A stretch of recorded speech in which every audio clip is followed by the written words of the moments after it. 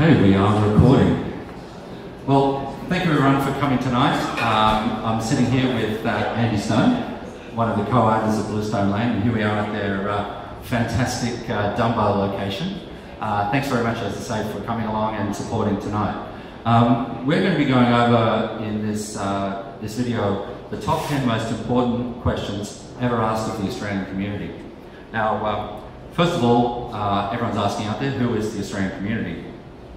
We're a 501c3 public charity. For those who don't know, 501c3 means that's the IRS tax code that makes us a tax-exempt organisation. So we're a public charity, and our mission is to connect Australians who are living in the United States. We do this through a number of initiatives that are social, professional, and charitable. And just a bit of background, since 2011, we've assisted more than 5,000 Australians, professional Australians who are living here in the US. One of the things that we've done is we've built our own private social network, and that's built on a product from Microsoft called Yammer. It's now the largest private Australian knowledge base in the US. First of all, where have these questions come from? And the questions tonight have come from our members. They've been answered by industry professionals inside our private network, and they've also been posted on our website, aucommunity.org. Again, everyone's situation is different, and if you find yourself in a situation where you have a concern, seek professional advice. If you don't know someone, reach out to our organisation and we'll connect you with an Australian-friendly professional who can help you on any number of different challenges you may be facing. Let's talk a little bit about social media first. And the irony may be that you may be watching this video on social media, but we've all seen them, the Australians in insert city name here. That could be LA, New York, a number of different places. And the first thing you notice about these websites is that not everyone's an Aussie. Not everyone is in the city they say they're in. Also too, most of the posts are for short-term rentals, and that's okay if you're looking for short-term rentals. Unfortunately, they're viewed by some scammers as a target-rich environment, preying on expats. Not all the advice that you see there is accurate. And feedback from a lot of our members, they find it frustrating when they post an answer which they know is right, and then someone will come along almost straight afterwards and give another opinion which may not necessarily be right. So it's kind of frustrating to get real information out of some of these groups. And you also have to be aware of the self-proclaimed experts. You know, people say, oh yes, I do this and all the rest, but really what they're looking to do is to sell you some sort of service, either to help you find work or help you find something else, and sometimes these people don't always turn out to be the real deal. So we're going to get off with the top 10 questions now, and Andy? Yeah. Okay. Do I have to read that out? Just ask the question. Okay, what is dual intent? Okay, dual intent. If you look up Wikipedia, it gives you a fairly lengthy explanation of what it is. But dual intent says that when anyone enters the United States on anything other than an immigrant visa, so you're not a green card holder or anyone like that, your intent is to stay permanently in the United States illegally. So the United States has this great legal system where you're innocent until proven guilty, but when it comes to crossing into the United States with a visa, you are guilty, and it's your duty to explain to the Border Protection Agent that you're not actually going to do anything illegal and stay in the country. So that way then the United States can turn away anyone that they suspect that is going to do that without having to have a legal reason to do it, essentially. So the presumption is that you are actually going to break the law. So this raises its head in a number of different ways. Is that the first thing, if the visitor cannot prove otherwise, or indicates that they are in fact intending to stay in the United States, they'll be denied entry, or if you're already here, you can be deported. Okay? So some of the areas that you can get caught out in dual intent is if you're over here looking for work on a tourist visa, if you're in possession of an immigration attorney's business card. This is something that I was told once, that if you ever come through immigration, never have your attorney's business card on you, because that shows that there's an intention to stay in the United States and you will be turned around. And also to people who repeatedly entry into the US on visas such as B2s, B1, B2s, or ESTA. Latest data out of the Department of Homeland Security shows that around 12% of Australians on B1, B2 visas were denied entry to the United States. And also, you have to understand that even if you have a visa, you have no rights to enter the United States.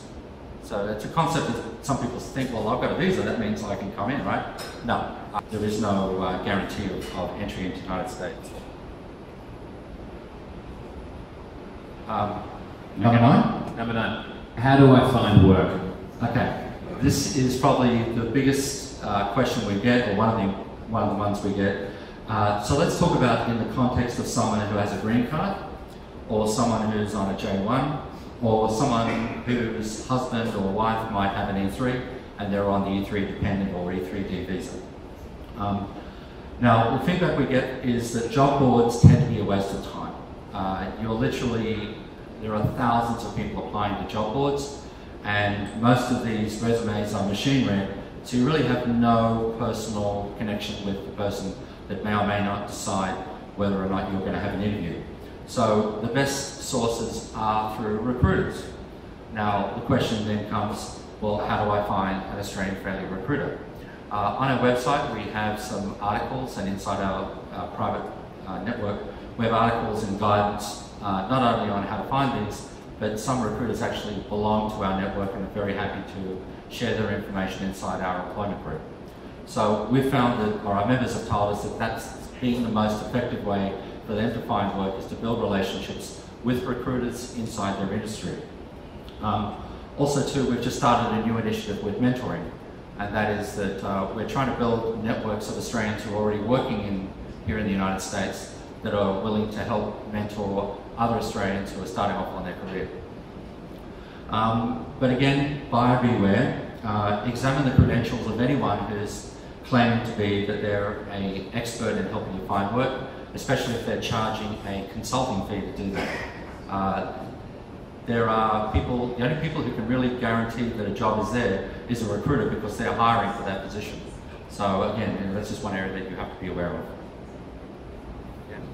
Can I use Airbnb to supplement income? Okay, this is a great question, because and I did this. So we have a captive audience. Now, this is a really interesting question, because a lot of people think, well, I've got my apartment, should I Airbnb out the room, or I'm going away back to Australia, I'll sublet it while I'm away, so I can, New York is an expensive city. Any kind of way to supplement my income, that's a good thing. But you have to be aware that if you Airbnb for more than 14 days in a year, you can be classified as running a business. Now, Airbnb and all these types of sites, they all report back to the IRS on anyone who rents out more than 14 nights a year. So if you're running a business, then you have to have all sorts of, it kicks off all sorts of taxation issues, it kicks off visa issues. So before you start Airbnb-ing out your apartment, you have to really look at what the ramifications are if you do go over 14 days. If you do Airbnb more than 14 days, you can find yourself in a lot of hot water. So this is one area that you really have to look out for. Can you work for 2 employers on an E3 visa? Okay, this is one of the probably most asked question and answered by people who don't know what they're saying. Okay, if anyone understands what an E3 visa is, it's a visa that is applied for by a single employer for an Australian professional worker. If you no longer work for that employer, if you're terminated, you have to leave the United States within a certain period of time. You cannot work for 2 employers on one E3 visa. It's just not how it works. Where you will find grey areas, and that is where there are people that contract, and this can happen in a number of different ways. Employer A hires you on an E3, but they turn around and they contract you out to company B or company C or company D. You're still an employee of company A, but you're actually working for multiple people. that's a grey area, that can work. However, we are getting reports from people who are contracting for companies that if once you're employed, you might say be on the first contract for 3 months, that 3-month contract comes up and then you're sitting on the bench. In other words, that employer is no longer getting any revenue from you and you become a cost point for them. What some of them are doing is they're reducing your salary by half. Now, you might say, well, how can they do that? There are employment laws that say that you can't do that, and that might be true, but what's your recourse as an E3? You're an at-will employee. That means that they can fire you at any time without any reason. So if you start raising, issues of, say, oh, I'm going to go to a lawyer or something like that, guess what? You'll have a pink slip and you have to leave the country. So what some people are doing is that they're so desperate to stay in the US that they will actually take it on the chin, they'll take a cut in salary and they'll supplement their living expenses with their own savings. So it's a growing problem. We're hearing more and more reports of it. But our advice is, before someone offers you an E3 and you're a contractor for them, really understand what are the risks of you being in a situation where suddenly you're on the bench and you're getting half salary.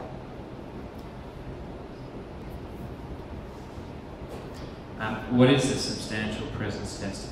Okay, the substantial presence test. Essentially, it's a calculation looking back 3 years, and if the number of days equals 183 or more, you are deemed a US tax resident.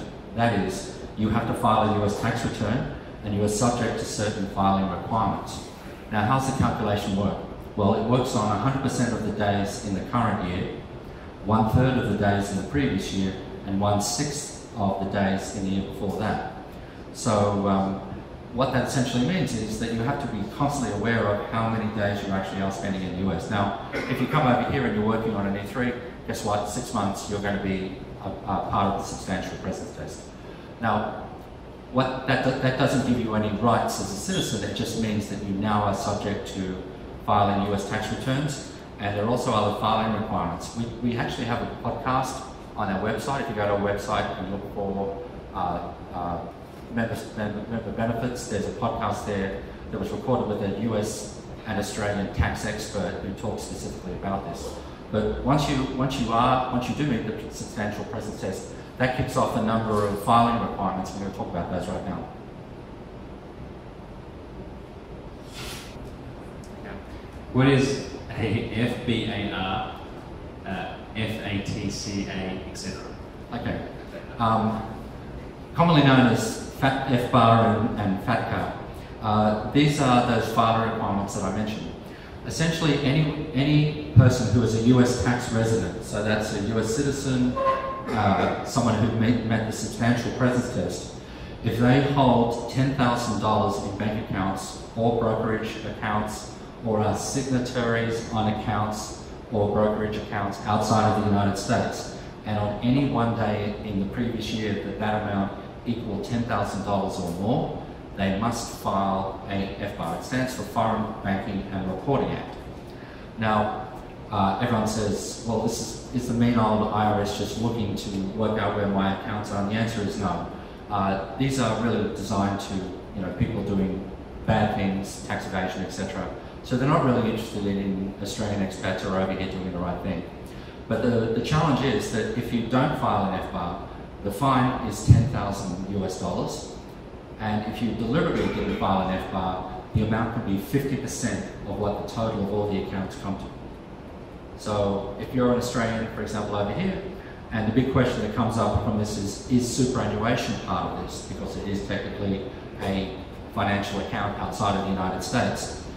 The answer is generally yes. There is an exception, is that under FBAR, if you have a self-directed retirement account, that means that you go in and you pick the stocks and you pick the bonds inside that, it falls outside of FBAR. But to get that, you have to hire a lawyer at somewhere between $500 to $800 an hour to go through every single one of the accounts or instruments inside those accounts and then sign off saying that they are self-directed. The cost to do that is just prohibitive.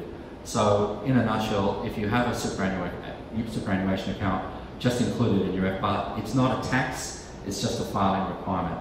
And again, all this information is on our website. But this is one of those things where it's a lot of confusion.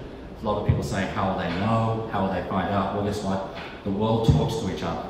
And the Australian government talks to the US government, and our ATO talks to their ATO. So you can't stick your head in the sand and say, oh, no one will find out. Now, if you haven't filed an FBAR, that's okay. They don't actually mind that you come forward and say, I made a mistake. It's better to deal with these things proactively. In fact, we've had a few members who have come forward, and in every instance where they've proactively gone to the IRS and said, look, I'm sorry, I didn't know, they've waived the $10,000 fine. The only instance that I'm aware of where someone was fined was that they they sold a house in Australia, and there was about $100,000 plus that was excess left over. It landed in an Australian account for one day, and then it was transferred to the US. They were fined $50,000 because they said that you should have known, and they are paying some extortionate amount of interest on that. So really, this is one of those areas that you really do need to be very careful of. How do I rent an apartment? Okay, another really big question. The big thing that Australians find when they get here, when they go to rent an apartment, is they realise that they don't have a credit history. Therefore, when they're asked, show me your credit history, and they don't have one, suddenly you can't get a lease. So, to get a lease, you have to have good credit. So it's a chicken and the egg scenario. There are ways of doing it. There are certain brokers out there that deal with expats, so they're able to actually look at their income, their company they're working for, and put in a good word to you to the landlord and actually get you an apartment. You can prepay 6 months of rent. Now that's a pretty big nut in New York, but that's how you can do it. You can sublet, but buyer beware. The person who's subletting the apartment may not have permission from the landlord to sublet to you. And also too, you have to be careful that if you're doing this via remote control, that this person could just be making it up, and then you pay all this money to someone and there is no apartment. So this is, again, buyer beware. We did start a group inside our network called Buy, Rent, Sell and Share. And what we found was that if Australians know other professional Australians, they're either happy to sublet to another professional Australian or trust someone who they know is a professional Australian. So that's one way of doing it. And a special note here is the tenant blacklist here in New York. Now, communal living in New York or having a landlord, there is always, you have to assume that there's always going to be a problem with your landlord. The hot water's going to be in and out, there's going to be cockroaches, there's going to be vermin, there's going to be something going wrong with your apartment. And as long as you have the understanding that no apartment is perfect, you'll be okay. But let's say you do have an issue with the landlord and it's running and it's 6 months and you still can't get it fixed, your last recourse should be going to landlord-tenant court. And the reason I say that is that there are lists that are generated from people who do take their landlord to court, and it's a blacklist. And if your name is on that blacklist, now you might have been 100% in the right and you won in court, but your name goes on that blacklist, you'll never be able to rent another apartment in New York. So it may sound defeatist, but if you're really having a problem with the landlord, just leave. I know of a very wealthy person who was renting a penthouse on Fifth Avenue for $27,000 a month, and they had a leak in the roof that was persistent and they couldn't fix it. So it doesn't matter how much money you pay, there is always going to be a problem. So as long as you have that understanding and you're prepared to work with your landlord, and as long as they're not a complete deadbeat, you'll probably have an okay existence. But to say I'm paying $3,000 or $5,000 or even $1,000 a month in rent, you should fix this straight away, you're going to be you're going to find yourself in very disappointed very quickly. By the way, just a show of hands, who has seen problems with their apartment and just has to deal with it, yep, I'm seeing a few nods of a few hands, show of hands here. And is that the best advice? Don't. If you can't fix it, just leave. Okay. How do I build US credit? Okay. Now, here is a question that if you put this on social media, you will get 100 different people giving you 100 different answers. And the most common answer to that is, oh, go to this bank, they will give you a secured credit card. And that is a card that you put $500 down or $1,000 on, and you get $1,000 in credit. Now, that card might cost you $50, $100 for the year, and might charge you, I know, something around 23% interest, but it will be a credit card, and as you use it, you will build credit. The problem with that is that you're not building a relationship with that credit card company. They're just seeing you as someone who has bad credit, and they're just going to charge you interest, and as long as you're paying, everything is fine. So we, about 4 years ago, we looked to HSBC, and HSBC, because it is a global bank, they have people all around the world. Not everyone has a credit rating in every country. I mean, they still work on the basis of assets, you know, minus liabilities, you know, and determining of what your credit worthiness is. We've developed a program with them that any of our members who are in New York can contact an HSB representative, and they can instantly get access to US credit. And it's not a secured credit card, it's a credit card based on your credit worthiness. Now, obviously there's different criteria that they look at for you, but generally speaking, most of our members will qualify for this. We've just recently extended that program that if you're, say you went on a green card in Australia, and you're going to be here in 6 months, I'll just wait for the ambulance to go past. And if you're going to be in in the US in 6 months, you can actually get a US credit card in Australia. So you can use your US credit card in Australia, build a US credit rating, so when you do arrive here, you actually have a credit score. So when it comes to finding an apartment, getting a telephone, all those things that require a credit history, you've actually already built one. So that, I think, is it's a unique program. I don't know if anyone else is doing it, and we're very fortunate to be working at HSBC, who have been working with us on that.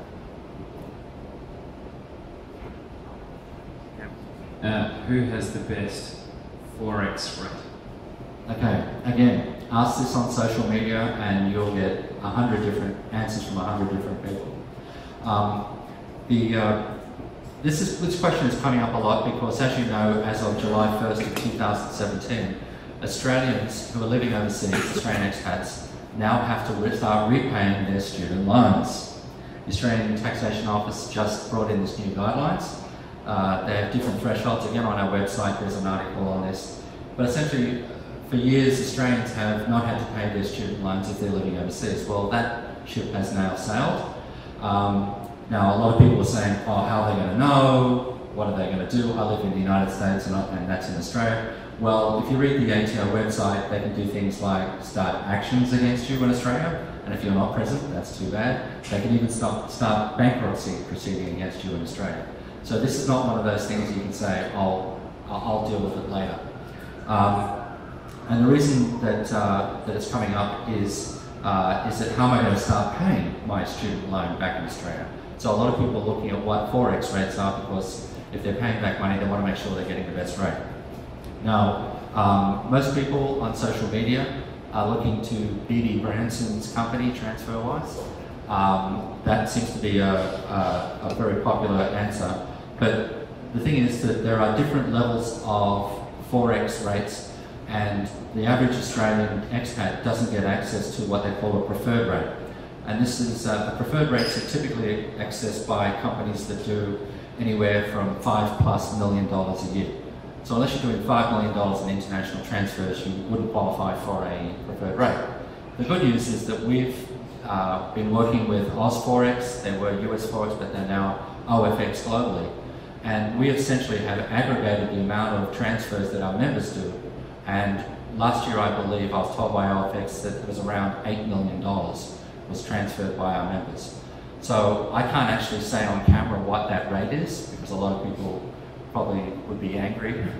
But the simple answer is that our rate is actually better than TransferWise. I can put my hand on my heart. In fact, we publish the actual numbers that you get from TransferWise and through our OFX preferred rate. How you access that is through our member services on our website, and there's a special link that will associate you with that rate.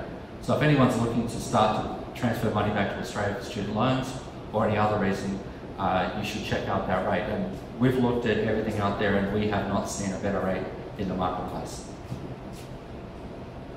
And the number one question? Yep. What is the most common expat mistake? Okay. There were so many that we had to break it into A, B, and C. So the number one A is taking professional advice from strangers on social media. That's the number one mistake. Simply, people out there don't always have don't have less than selfish intents out there, and there's no such thing as a free lunch. So if someone's doing some amazing thing for you, just remember, ask yourself the question, why are they doing this? How are they going to get paid? Others on social media, you've probably posted something on social media which you know to be 100% right, and then 2 or 3 comments down the road, someone posts something and it's completely wrong. So the problem is that great advice is being diluted by people who really don't know what they're talking about, and there are people out there who just simply want to be heard. Anything that places your finance, your liberty, or your health at risk, seek a professional advice. If you're saying, oh, I've got this E3 issue, don't go to social media, unless it's something like, what's the quickest turnaround rate? I mean, simple questions like that, that's not a big deal. But if it's a really complex issue, you need to start to go to a professional. B is posting on social media that you are breaking the law. Okay, this might seem a little bit silly, but there's so many questions on social media that start off and saying, I'm here on an ESTA and I'm looking for work, ... People should understand that the USCIS does have access to the internet, and they can subscribe to Facebook and they can join these groups. So you really have to be careful what you're posting on social media. Number 3 is one of the most common mistakes is failing to understand the law. Now, Australians culturally see the law in 256 shades of grey. When someone says, no, you can't do something, culturally we think, well, no, there's got to be a way around it. We have, our culture is to overcome obstacles no matter what they are. So if someone says, no, you can't work 2 jobs on an E3, I'll guarantee you there's an Aussie out there thinking, now how do I overcome this obstacle? So unfortunately in the United States, the law is in black and white. And so many people are coming unstuck because they take this 256 shades of grey attitude to the law. Now, one of the big ones is driving on an Australian licence. Now, a lot of people have been here more than 6 months, but they still have their Aussie licence, and they think, well, if I can rent a car with my Aussie licence, I can drive on it, right? Well, in New York State, the law is that if you maintain a New York address for more than 90 days, you have to get an in-state licence. So then the Australian thinks, oh, how will they know, right? So I'll just pull my Aussie licence over, I'll show my Aussie licence, and g'day, sorry officer, was I speeding? I thought I was doing all right just driving on the correct side of the road, chuckle, think that, smile. No, because what they don't understand is that the little computer the police has in the car is tied into immigration. So they'll see how long you've been here. So when the police officer comes up and says, oh, how long have you been in the United States? Like lawyers, they already know the answer to the question. So if you say, oh, I just got here, what you're doing is you're now lying to a police officer, and your day has gone from a speeding fine to something very bad. Okay? Another one is failing to file a Form AR11 when you change address. Now, what is a Form AR11? It's a letter to the USCIS saying, I have moved. Okay, so if you're here on an E3, even an ESTA, you put the address on your I-94 card when you come in. If you change address, you have to notify the USCIS within 10 days. Fine or deportation. So if you're not notifying the USCIS every time you change address, that's not a good thing. But how would you know? No one giving this information. So that's one thing to look out for. Not having a US will in the United States. Now, there's a thing called estate tax, and the Australians got rid of that in, 1978, I think it was. But here in the United States, there still is estate tax. Now, estate tax in the United States is around 40% of your worldwide assets. So if you happen to be one of those Aussies and you meet the substantial presence test, and God forbid, you know, I'm run over by a bus tomorrow, and I don't have a US will that takes into account US estate tax, my estate can be short 40%, because Uncle Sam will come along and say, thank you very much. So that kind of rounds it out. But just to finish up on this, is that there are so many traps for expats, and as I say, the number one expat mistake is taking professional advice from social media. If you have a question, ask our organisation. We can put you in contact with professionals who have all this information, but there are a lot of gotchas. This book doesn't exist. It's called Moving to the US for Aussies, but we're currently writing it at the moment. So what we want to do is we make this a downloadable PDF. So all the things that we're talking about and more, we can have this as a document that you can go to our website, download it, make a small donation to our charity, and we'll send you Moving to the US for Aussies. Now, there'll be other things like working on an E3 for Aussies, and a whole bunch of other books that we can produce. But essentially, we want to make sure that if someone is coming here, that this is sort of the instruction manual that USCIS should hand every Australian when they get through customs. Oh, by the way, here's the book, you should read this to know all the different things that can catch you. But I want to thank you all very much tonight. I want to thank Bluestone Lane, the staff, the very friendly staff here for making it, and also for everyone coming along and attending. Thank you very much.